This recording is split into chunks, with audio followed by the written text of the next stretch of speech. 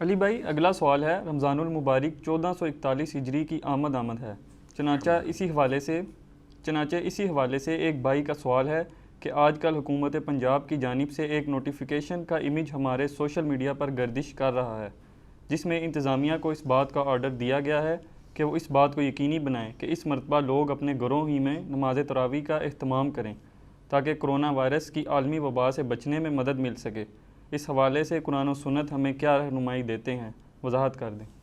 دیکھیں جی، جہاں تک گھر میں نماز پڑھنے کا تعلق ہے، فرض نماز کے حوالے سے بھی آلریڈی میرا یوٹیوب کے اوپر ایک کلپ اپلوڈڈ ہے، جو ہمارے پریزیڈنٹ جو تھے اس وقت موجودہ ڈاکٹر عارف علوی صاحب حافظہ اللہ تعالیٰ، جو ایک دیندار شخصیت ہے، انہوں نے الازہر یونیورسٹی والوں سے فتویٰ لیا تھا، تو اس کے اوپر میرا الگ سے ایک یوٹیوب پہ کلپ ہے، آپ جا کے لکھیں گھر میں نماز پڑھنا انجینئر محمد علی مرزا، تو وہ چیزیں کھل جائیں گی۔ وہ فرض نماز کے حوالے سے ڈسکشن تھی۔ یہ تو بہت ہلکا معاملہ ہے جو تراویح کا مسئلہ ہے، کیونکہ تراویح کی نماز نفلی نماز ہے، یہ فرض نماز نہیں ہے۔ تراویح کہہ لیں سے اپروپریٹ اس کے لیے ورڈ یوز ہوا ہے جو احادیث کی کتابوں میں، وہ ہے قیام اللیل، رات کا قیام کرنا، اور تہجد بھی اسی نماز کا نام ہے، وطر کی نماز بھی اسی نماز کو کہتے ہیں، اور تراویح کی نماز بھی اسی نماز کو کہتے ہیں۔ یہ الگ سے ایک بحث ہے، یوٹیوب پہ میرا ایک کلپ ہے تراویح 8 یا 20، وہ آپ دیکھ لیں، میں نے یہ ساری بحثیں اس میں الحمدللہ کی ہوئی ہیں۔ صحیح بخاری اور صحیح مسلم کی متفق علیہ حدیث ہے، آپ صلی اللہ علیہ وآلہ وسلم نے فرمایا کہ اپنے گھروں میں نماز پڑھا کرو، آدمی کا فرض کے نماز کے سوا سب سے افضل نماز پڑھنا وہ ہے جو وہ نفلی نماز اپنے گھر میں پڑھتا ہے۔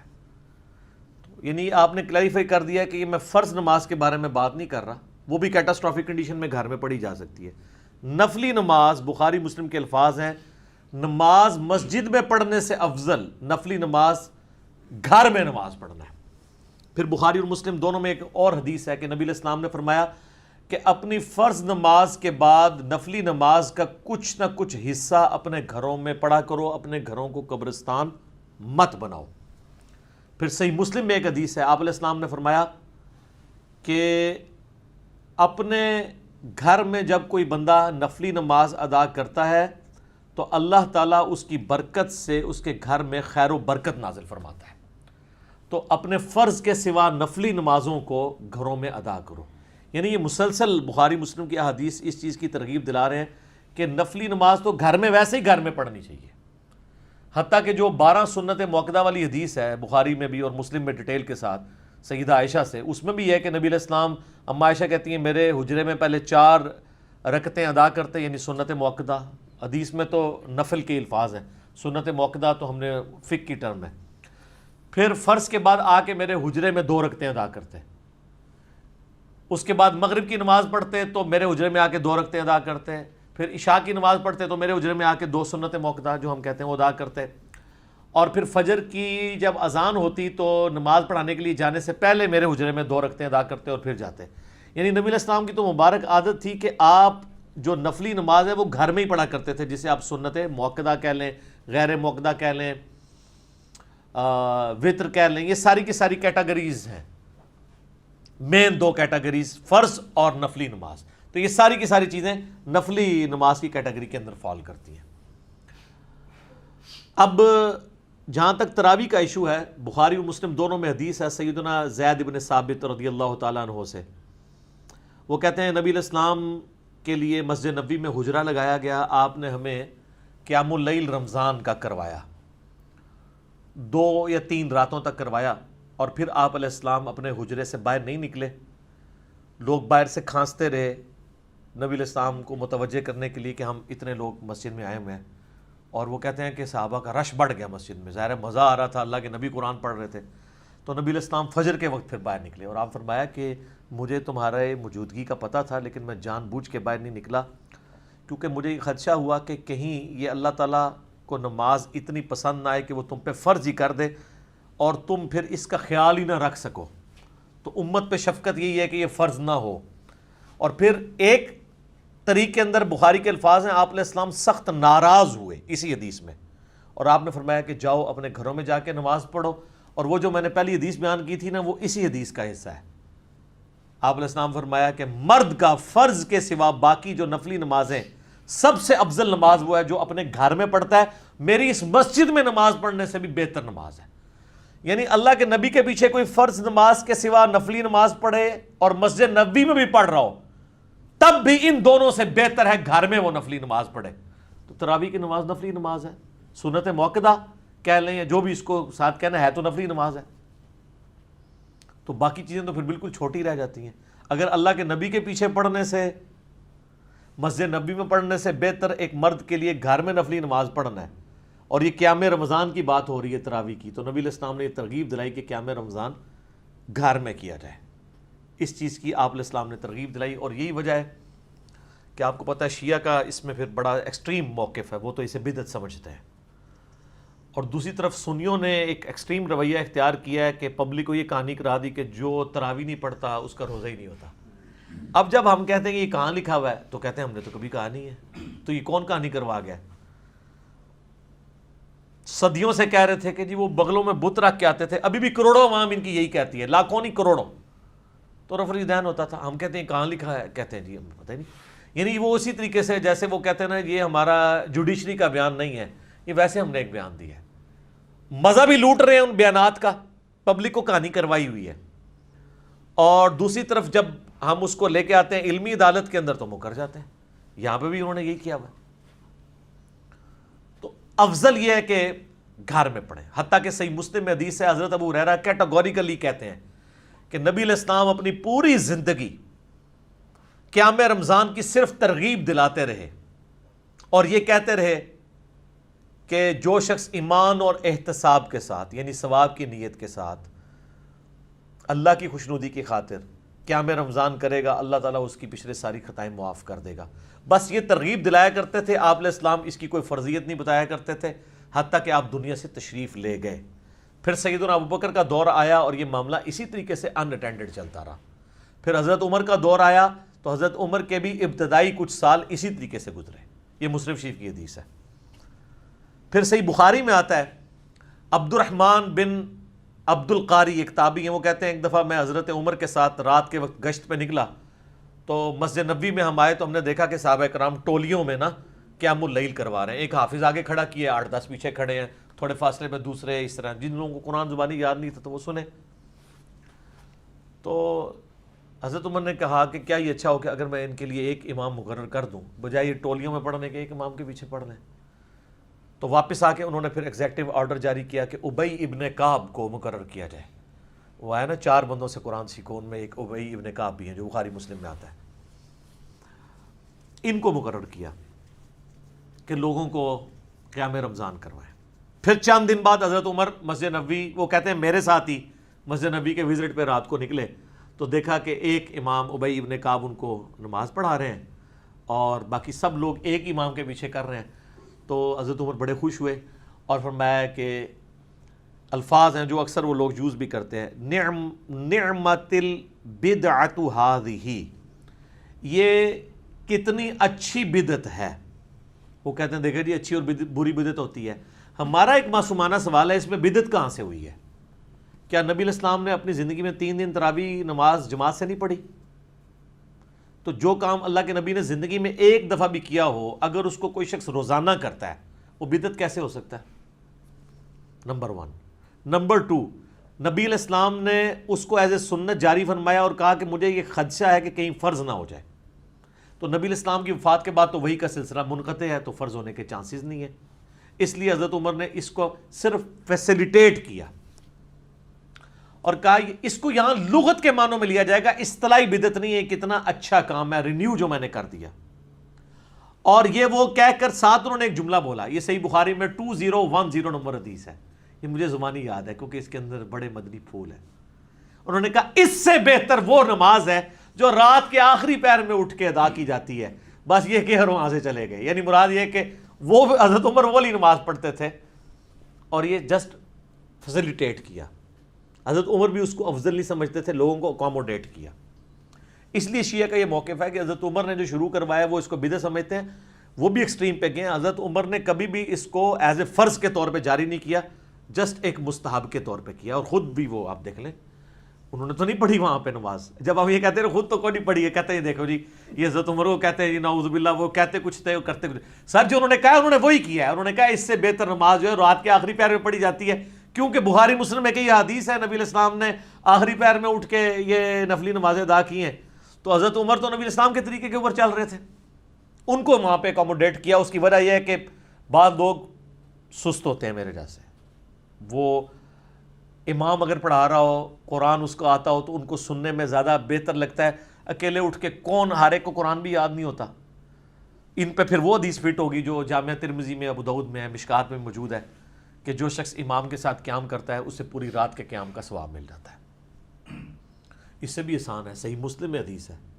ایک تابعی کہتے ہیں میں مسجد نبی میں داخل ہوا تو حضرت عثمان غنی رضی اللہ تعالیٰ عنہ مغرب کی نماز کی تھوڑی دیر بعد مسجد میں ہی آ گئے اپنے دور خلافت کے اندر, حالانکہ شام میں بھی بڑا ٹائم پڑا تھا. تو مجھے انہوں نے دیکھا تو مجھے انہوں نے کہا بیٹا میں تمہیں ایک بات بتاتا ہوں, میں نے اللہ کے نبی سے یہ بات سنی تھی, جو شخص عشاء کی نماز جماعت سے پڑھے اسے آدھی رات کے قیام کا ثواب ملے گا. اوئے ہوئے, اور جو فجر بھی پڑھ لے اسے پوری رات کا قیام, آدھی کو عشاء کور کرے گی آدھی کو فجر. تو حضرت عثمان یہ بتانا چاہ رہے تھے, یہ صحیح مسلم میں حدیث ہے, کہ میں جو عشاء کی نماز سے اتنی دیر پہلے آ گیا ہوں نا, اس لیے کہ میں چاہتا ہوں کہ میں تکبیر اولیٰ کے ساتھ نماز پڑھوں, آدھی رات کا قیام حاصل کر لوں. الحمدللہ. تو یہ بھی ایک آسان طریقہ ہے. لیکن جن لوگوں کو قرآن نہیں آتا وہ بیچارے کیا کریں؟ ظاہر ہے کہ وہ پھر امام کے پیچھے پڑھیں گے, کیونکہ تراویح کا مقصد رکھتے ٹپانا نہیں ہے, ادھر مقصد جو ہے وہ قرآن سننا ہے. اس لیے آپ دیکھیں گے امام ترمذی نے 806 نمبر حدیث کے نیچے بحث کی ہے کہ اس کی رکعتوں کے بارے میں کتنا اختلاف ہے. بعض کہتے ہیں 20 ہیں, بعض کہتے ہیں 41 ہیں, اور وہ کہتے ہیں احمد بن حنبل کہتے ہیں میں اس پہ کوئی کلام نہیں کرتا ہوں. ٹھیک ہے. امام شافعی کہتے ہیں میں نے اہل مکہ کو 20 کے اوپر پایا. ٹھیک ہے, اگرچہ اس کی سند بیان نہیں کی امام ترمذی نے, کیونکہ امام ترمذی کا تو امام شافعی سے سما ثابت نہیں ہے, وہ تو احمد بن حنبل اور کے بھی آگے امام بخاری سے کے شاگرد ہیں. بہرحال چلیں ہم for the sake of argument ان کی یہ بے سند بات مان بھی لیں, تو دلیل تو اس سے یہ ثابت ہو گیا کہ امام ترمذی خود مانتے ہیں کہ کوئی اتفاق نہیں ہے, یہ نفلی عبادت ہے, کوئی جتنی مرضی کر لے. ہم یہ کہتے ہیں بخاری مسلم میں جو ام عائشہ کی حدیث ہے رمضان یا غیر رمضان 11 رکعت معمول تھی, بخاری مسلم میں ملتا ہے 13 رکعت کا بھی ملتا ہے, 15 کا بھی 17 کا بھی نفلی نماز کے طور پہ. عطا ابن ابی رباح سے 20 رکعت بھی ثابت ہے. ہم نے کبھی اس پہ فتویٰ نہیں لگایا, بلکہ ہمارے بھائی جو 20 والی میں پڑھتے ہیں ہم کہتے ہیں 20 پوری کر کے آئیں تاکہ قرآن کا آپ وہ حصہ سن کے آئیں. اصل مقصد تو قرآن سننا ہے. اور اہل حدیثوں کو زیادہ تکلیف ہوتی ہے تو میں ان کو کہتا ہوں ابو داؤد میں حدیث سیدنا طلق بن علی والی اٹھاؤ, علی بن طلق والی, جنہوں نے پہلے قیام اللیل کروایا ایک جگہ, پھر گھر گئے, اپنے گاؤں میں واپس پہنچے تو وہاں لوگ مسجد میں انتظار کر رہے تھے, کہتے ہیں حضرت ہم تو آپ کے انتظار میں بیٹھے ہوئے ہیں تو آپ ہمیں قیام کرائیں. انہوں نے جا کے دوبارہ وہاں قیام کروایا, اور جب وطر کی باری آئی تو مصلی چھوڑ دیا اور کہا کہ میں نے نبی علیہ السلام سے سنا تھا کہ رات میں ایک دفعہ ہی وطر پڑھ سکتے ہیں, تو میں وطر پہلے پڑھے ہوں, تم اپنا امام مقرر کر لو, تو میں وطر نہیں پڑھاؤں گا. تو میں کہتا ہوں اگر انہوں نے 8 پڑھائے تھے ادھر 8 ادھر پڑھائی 16 نے پھر بھی پڑھی ہیں نا انہوں نے, تو وہ 11 والی مت تو ٹوٹ گئی نا. تو اس کو زیادہ جھگڑا نہ بنایا جائے. لیکن اصل بات یہ ہے کہ اس کا مقصد ہے قرآن سننا, اور صحیح مسلم میں حدیث ہے کہ سب سے افضل نماز وہ ہے جس کا قیام سب سے لمبا ہو. کتنی پوائنٹ کی بات ہے. اب جو 20 تراویح پڑھ رہا ہے اس کا رکعتیں پوری کرنے پر زیادہ زور ہوتا ہے, قیام مختصر ہوتا ہے. جو 8 پڑھ رہا ہوتا ہے اس کا قیام کے اوپر زور ہوتا ہے اور قرآن سننے کا مزہ آتا ہے. یہ نیچرل چیز ہے. اور صحیح مسلم کی حدیث سپورٹیو ہے کہ سب سے افضل نماز وہ ہے جس کا قیام لمبا ہو, تو قیام میں قرآن سننا ہوتا ہے. تو میں ریکویسٹ کروں گا کہ اگر یہ ایشو چل رہا ہے اس حوالے سے, تو یہ بڑا نادر موقع ہے کہ آپ گھر والوں کو سحری سے 1-1.5 گھنٹہ پہلے اٹھائیں اور آخری پہر میں پڑھیں. اگر نہیں پڑھ سکتے تو عشاء کے ساتھ ہی قیام اللیل گھر میں کروائیں. کئی حفاظ ہیں جو اس دفعہ قیام اللیل نہیں کروا سکیں گے اگر یہ صورتحال ہوئی. ابھی پرائم منسٹر کہہ رہے ہیں کہ انہوں نے 25 کو اناؤنس کرنا ہے, پتہ نہیں اب ہو سکتا ہے ریلیکسیشن آ جائے, واللہ عالم. ہم ورسٹ کنڈیشن کو ڈسکس کر لیتے ہیں. تو ٹھیک ہے, حفاظ اپنے گھر میں قیام اللیل کروائیں, اور جو لوگ حافظ نہیں ہیں وہ مصحف سر قرآن ہاتھ میں پکڑ کے قیام اللیل کروائیں. اس میں کوئی حرج نہیں ہے, آپ کروا سکتے ہیں. صحابہ اور تابعین کا عمل ہے. اس کے اوپر میرا آلریڈی ایک کلپ بھی ریکارڈڈ موجود ہے.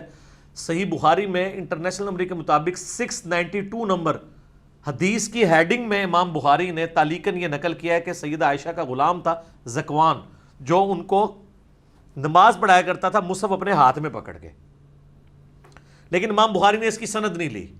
اس کی پوری سند جو ہے وہ سنن کبریٰ البیہقی میں اور المصنف عبد الرزاق میں موجود ہے.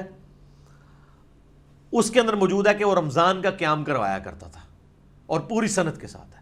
تو اس سے ثابت ہوا کہ امام مصحف پکڑ کے بھی قیام کروا سکتا ہے. اچھا، ایک دوسری صورت ہے جو آتی ہے مصنف ابن ابی شیبہ میں کہ انس ابن مالک رضی اللہ تعالیٰ عنہ اپنے شاگردوں کو امامت پہ فائز کرتے اور خود پیچھے مصحف اٹھا کے ان کی سماعت کیا کرتے تھے، ان کی غلطیاں ہائی لائٹ کرتے تھے. یعنی سامع بھی مصحف اٹھا سکتا ہے، لیکن ہر بندہ نہ سامع بنیا کرے. یہ بڑا طریقہ ہوتا ہے لکمہ دینے کا. ہر بندے کو نہیں ہے کہ بعض اوقات وہ متشابہ آیات آتی ہیں، خام خام لکمہ دے دیں گے، کنفیوز ہو جاتا ہے. وہ قاری ایک دو آیات آگے جا کے اس کو خود اندازہ ہو جاتا ہے، وہ واپس آ جاتا ہے. جو ایکسپرٹ لوگ ہیں وہی صرف لکمہ دیں، ادروائز وہ قاری پھر کنفیوز ہو جاتا ہے. اور آپ دیکھتے ہیں کہ جگہ لڑائی بھی ہو جاتی ہے. اور ویسے اب قاریوں کے لیے چھلانگیں مارنا بھی مشکل ہو گیا. پہلے جب ہم چھوٹے چھوٹے تھے، قاری بڑی بڑی 2-3 رکوعوں کی چھلانگیں مار دیتے تھے. جو کمزور ہوتا تھا نکل جاتے تھے پیچھے، کوئی سامنے کے ساتھ ملا ہوتا تھا. اب ہر بندے نے وہ ٹچ سکرین موبائل اٹھایا ہوتا ہے، تو میرے نزدیک وہ بھی جائز ہے. ظاہر ہے مصحف کے ایکویلنٹ ہے، بلکہ اس سے بہتر ہے. مصحف کے لیے تو وہ مصنف ابن ابی شیبہ میں آتا ہے کہ وہ تابعین نے آگے پھٹے اور ڈیسک رکھے ہوتے تھے، جب سجدے میں جانے رکھتے تھے اس کے اوپر وہ رکھتے تھے تاکہ اس کو زمین پہ نہ رکھیں. اس کا ادب ہے نا. تو موبائل کے لیے تو یہ مسئلہ ہی نہیں ہے، وہ آپ اسی طریقے سے اس کو جیب میں ڈال لیں گے.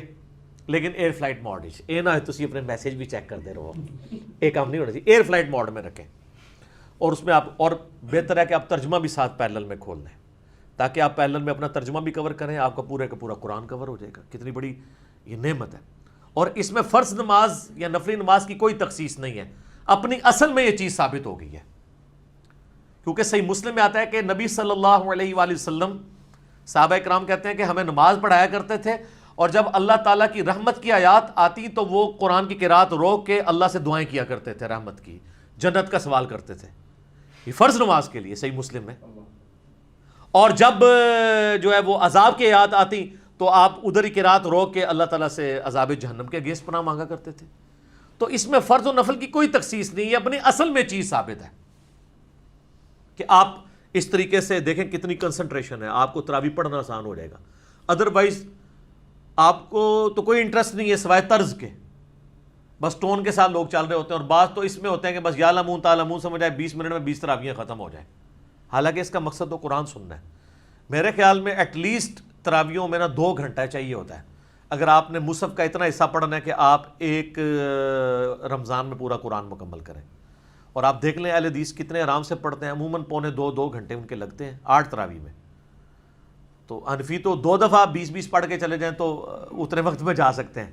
ٹھیک ہے، تو وہ مقصد نہیں ہے نا. تو اہل حدیث کے یہاں آپ کو پتہ قرات کا بھی شوق بھی ہے، پھر پڑھتے بھی سکون کے ساتھ ہیں، کچھ چھلانگیں بھی نہیں ہوتی ہیں. اور ہر دوسرے بندے نے موبائل اور مصحف، آپ حرمین میں بھی دیکھ لیں لوگوں نے مصحف اٹھائے ہوتے ہیں، وہ قاری غلطی کر ہی نہیں سکتا، فوراً پکڑا جائے گا، ڈنڈی مار ہی نہیں سکتا. تو یہ ایک بہت بڑی نعمت ہے، اس کو یوٹیلائز کریں. میں تو کہتا ہوں یہ موقع آیا ہے کہ اپنے گھر میں آپ قیام اللیل کروائیں، ڈیسک رکھیں سامنے، مصحف ہاتھ میں اٹھائیں یا موبائل میں آپ یہ قیام اللیل کروانا شروع کریں. اور پیچھے والے جو ہیں وہ بھی بے شک لے کے کھڑے ہو جائیں، ساتھ ترجمے والا قرآن ہو تو زیادہ بہتر ہے تاکہ آپ کو پتہ چلے کہ کیا پڑھا جا رہا ہے، آپ بڑا انجوائے کریں گے اس کو.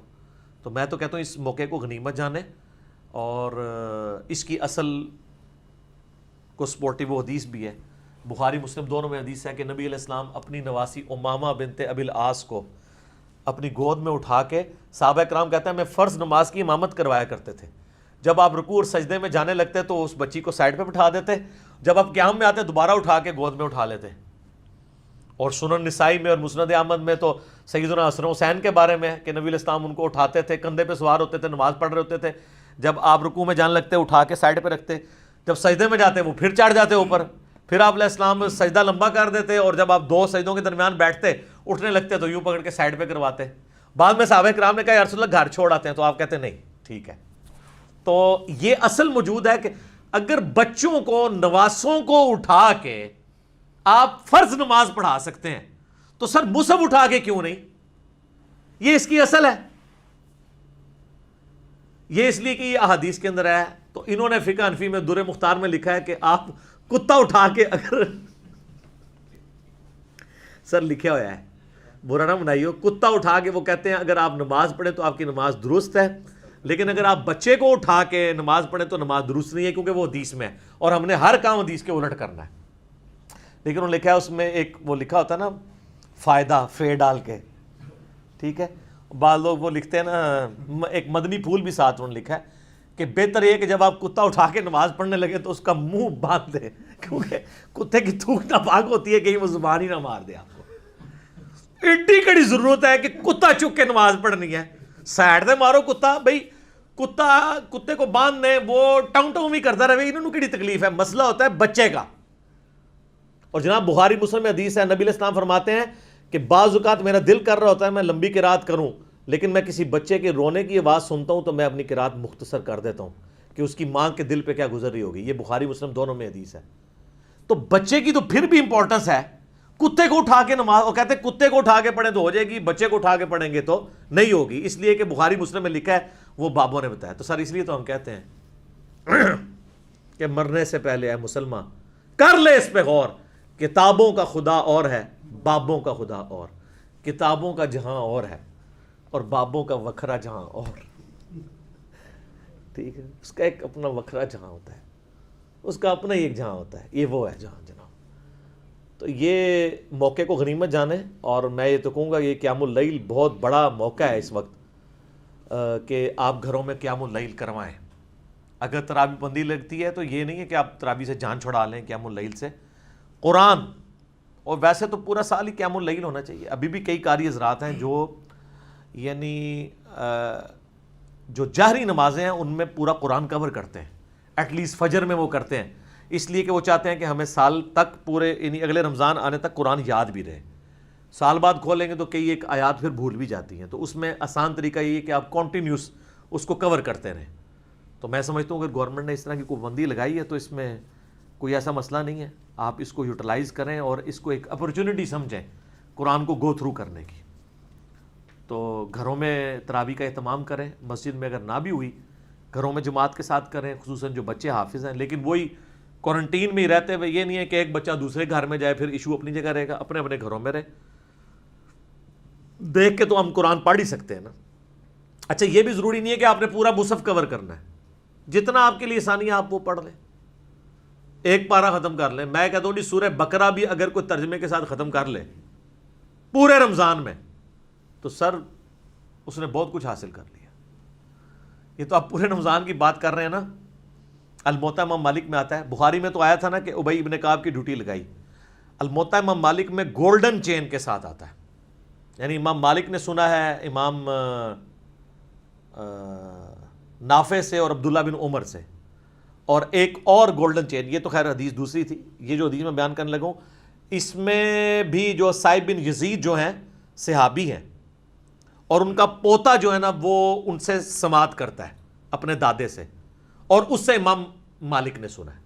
بہترین گولڈن چین ہے کہ تمیم داری اور ابی ابن کعب کو حضرت عمر نے ڈیوٹی لگائی کہ 11 رکعتیں رمضان میں پڑھائیں, اور اتنی لمبی قرات ہوتی تھی کہ صحابہ کہتے ہیں ہم ختم سیری جب یعنی سیری کا جو ختم سیری کا وقت ہونے والا ہوتا تھا اس وقت کے قریب کہیں جا کے فارغ ہوتے تھے, اور بعض اوقات لوگ تھک جاتے ہیں تو لاٹھیوں کے سہارے قیام اللیل کرتے تھے, یعنی سیری کا بھی وقت بڑا تھوڑا ملتا تھا.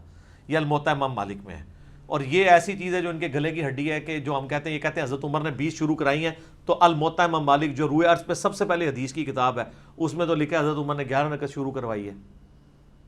وہ کہتے ہیں جی 11 بھی تھی لیکن وہ 20 والی بھی آگے ایک روایت ہے, وہ روایتی منقطع ہے. یزید بن رمان نے تو حضرت عمر کا زمانہ ہی نہیں پایا. پھر بھی ہم کہتے ہیں آپ نے کرنا چاہتے ہیں آپ ضرور کریں, لیکن ایک غریب تو بدتمیز نہ بنو, پلے شاید کوئی نہیں ہے. بخاری کہہ رہی ہے ابی ابن کعب کی ڈیوٹی ہے الموطا امام مالک میں. امام مالک نے ترتیب سے حدیث لی ہے, پہلے تو وہ بخاری والی حدیث ہی ہے لیکن امام بخاری سے پہلے لی انہوں نے حدیث, تو کتاب پہلے لکھی گئی کہ ابی ابن کعب کی ڈیوٹی لگی, وہی عبد الرحمن بن عبد القاری والی حدیث جو حضرت عمر ڈیوٹی لگا کے تو چلے گئے وہاں سے. اور ابی ابن کعب کا لکھا کہ انہوں نے 11 رکعت پڑھائی, اور اس میں الفاظ ہیں کہ امام 8 یعنی جب تراویح کی رکعت میں یعنی 11 رکعت پڑھایا کرتے تھے, اور سورۃ البقرہ امام جب 12 رکعتوں میں ختم کرتا تھا نا تو ہم اس وقت ریلیکس کیا کرتے تھے کہ یار 8 سکون ہے, ادروائز وہ ظاہر 8 رکعتوں میں کرتا تھا. 12 اس طرح بن گئی نا کہ 8 قیام اللیل کی ہو گئی, اور وطر کی 2 رکھتے ہیں 10 اور 2 عشاء کے فرضوں کی جاری رکھتے ہیں، تو یہ 12 رکھتے ہیں اس طرح پوری ہو جاتی ہیں. تو لہٰذا اہل حدیث جو اکثر لوگ اعتراض کرتے ہیں نا کہ اہل حدیث عشاء کے فرضوں میں کیوں قیام اللیل شروع کروا دیتے ہیں، تو یہ جائز ہے. الموطا مالک میں سپورٹیو اس کو حدیث موجود ہے.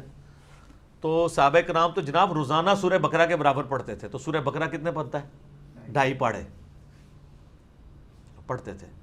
اور جا کے ساری کے قریب فارغ ہوتے تھے. اس کا مطلب ہے یعلمون تعلمون نہیں پڑھتے تھے، سکون سے پڑھتے تھے. اچھا میرا سوال ہے، برا نہیں بنانا آپ نے، یہ آپ کے بزرگ جو روزانہ 3 قرآن اور 8 قرآن رات کو پڑھتے تھے وہ کیسے پڑھتے تھے؟ صحابہ کرام تو نہیں پڑھ سکتے تھے. صحیح مسلم میں حدیث ہے، نبی علیہ السلام فرمایا تم میں سے کس کی استطاعت ہے کہ 1/3 قرآن روزانہ رات میں پڑھے؟ صحابہ نے کہا کہ یا رسول اللہ اتنی استطاعت کس میں ہو سکتی ہے؟ جن کا وکھرا جہاں ہو وہی کر سکتے ہیں. تو حضور نے فرمایا کہ سورہ اخلاص پڑھ لو 1/3 قرآن کے برابر ہے. اگر یہ اپنے بابوں کے لیے کہنا کہ 24 ٹائمز وہ سورہ اخلاص پڑھتے تھے، اس سے مراد 8 قرآن تو ہم مان لیں گے.